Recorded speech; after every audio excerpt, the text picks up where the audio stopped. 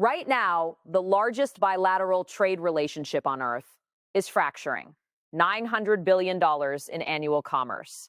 The energy that heats American homes, the electricity that keeps entire northeastern cities lit, the critical minerals that build every fighter jet and every electric vehicle battery. All of it flows across one border. And the country on the other side of that border just started looking for new customers.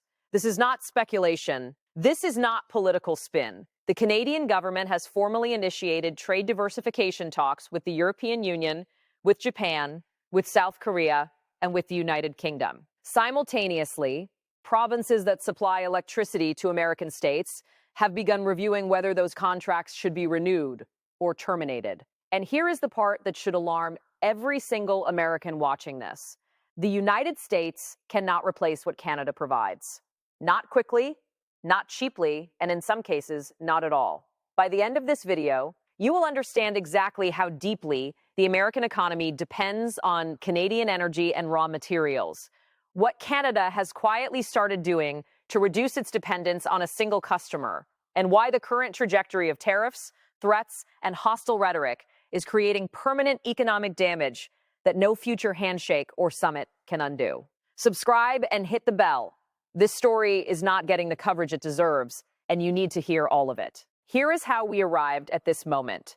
In early 2025, the United States imposed sweeping tariffs on Canadian goods, 25% across the board on most imports, including steel, aluminum, automobiles, and lumber. Energy was initially given a lower rate of 10%, but even that represented a dramatic departure from decades of virtually frictionless energy trade between the two countries. The justification offered was border security, specifically the flow of fentanyl.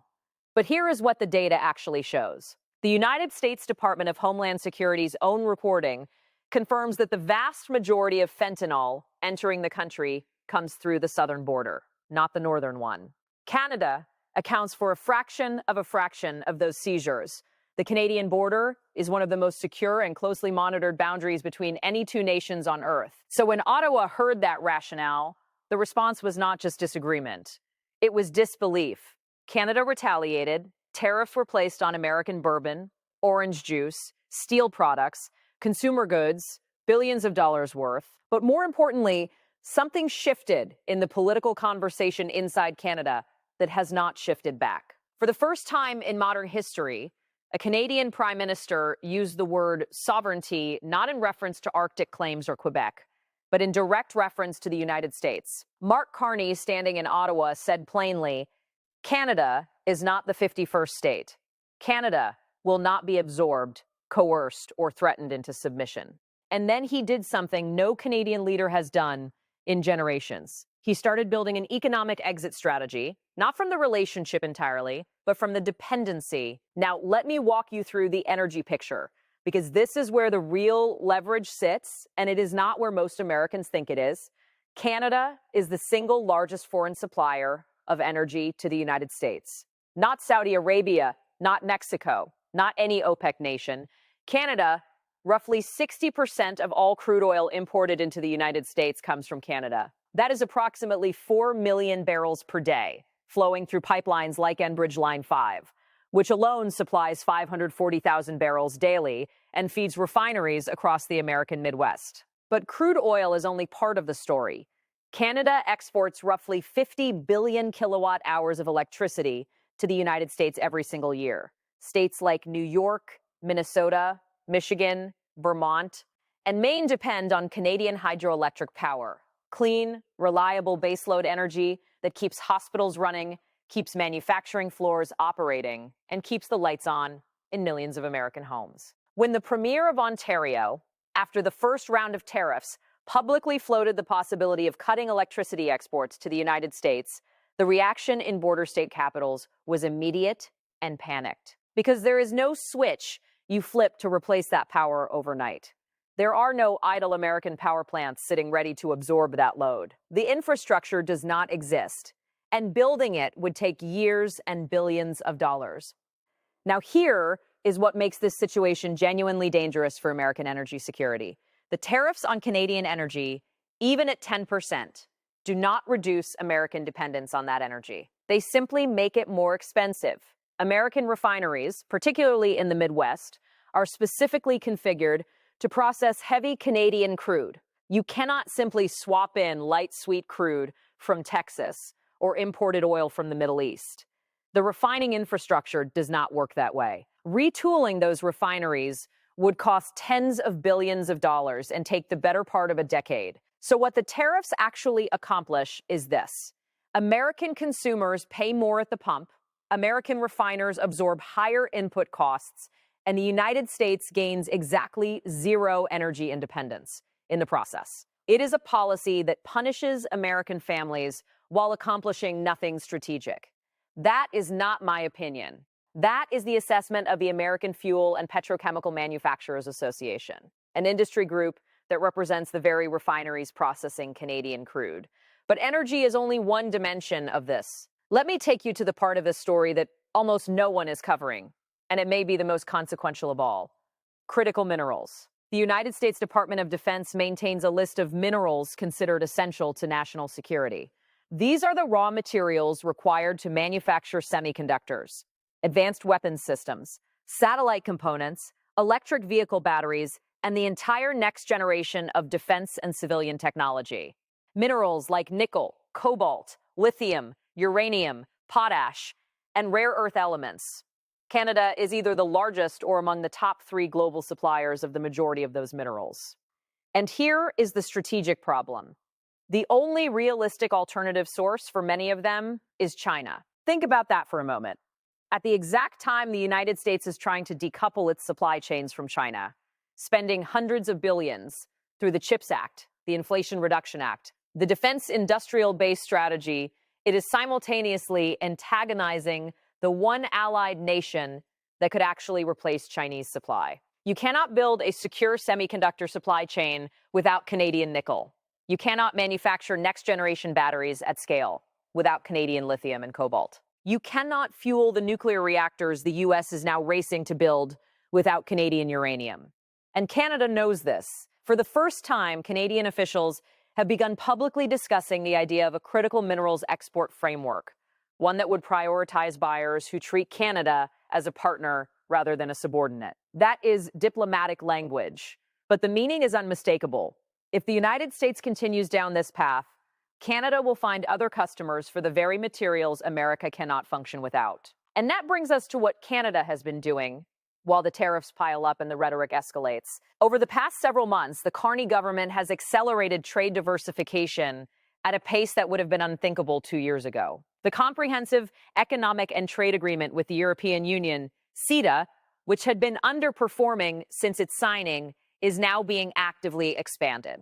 Negotiations are underway to deepen market access in agricultural products, critical minerals, and energy. Canada has engaged in renewed trade talks with the United Kingdom under a modernized framework.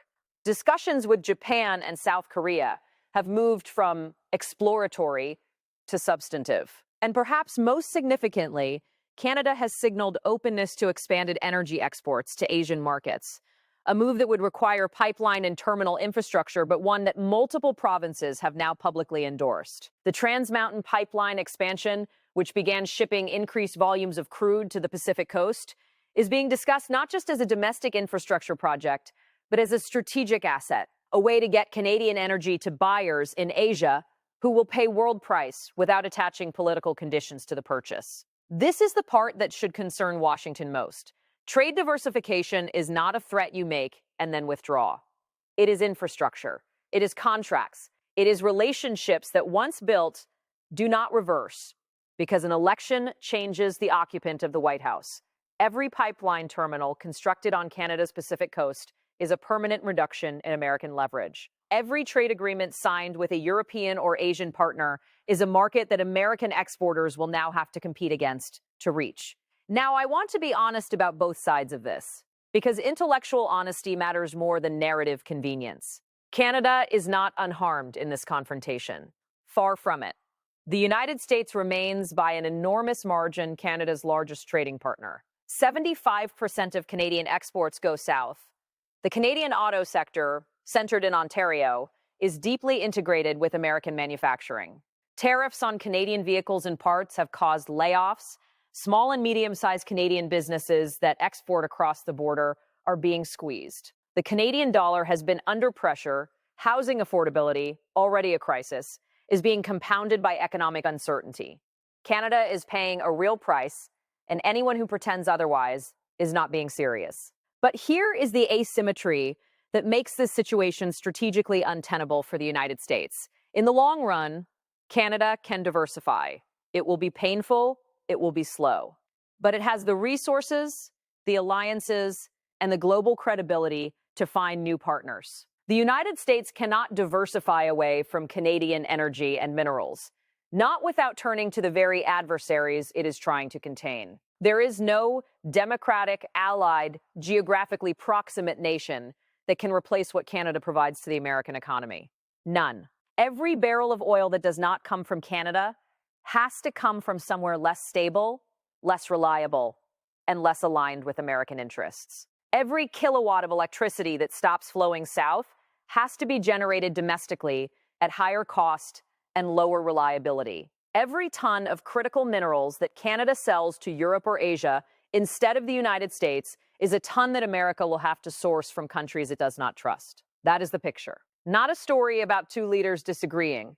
Not a story about tariffs as abstract policy. A story about the most important economic relationship in the Western Hemisphere being stressed to a point where the damage may become structural, embedded in infrastructure decisions, trade agreements, and supply chains that will outlast any single administration.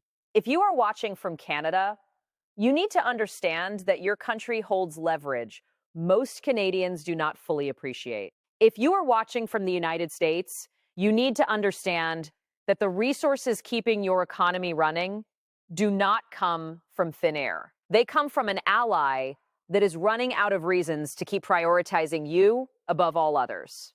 Drop where you are watching from in the comments. I want to see how far across both sides of this border this story reaches. If this video helped you understand what is actually at stake, not the politics, not the personalities, but the real economic and strategic consequences, hit the like button. It takes 1 second, and it helps this reach people who need to see it before the next round of tariffs makes this worse. If you want to understand how Canada's energy leverage actually works at the provincial level, which premiers hold the power, which pipelines matter most, and which American states are most exposed, watch this video next. It goes deeper than anything else out there. Subscribe, share this with someone on either side of the border who needs the full picture. I will see you in the next one.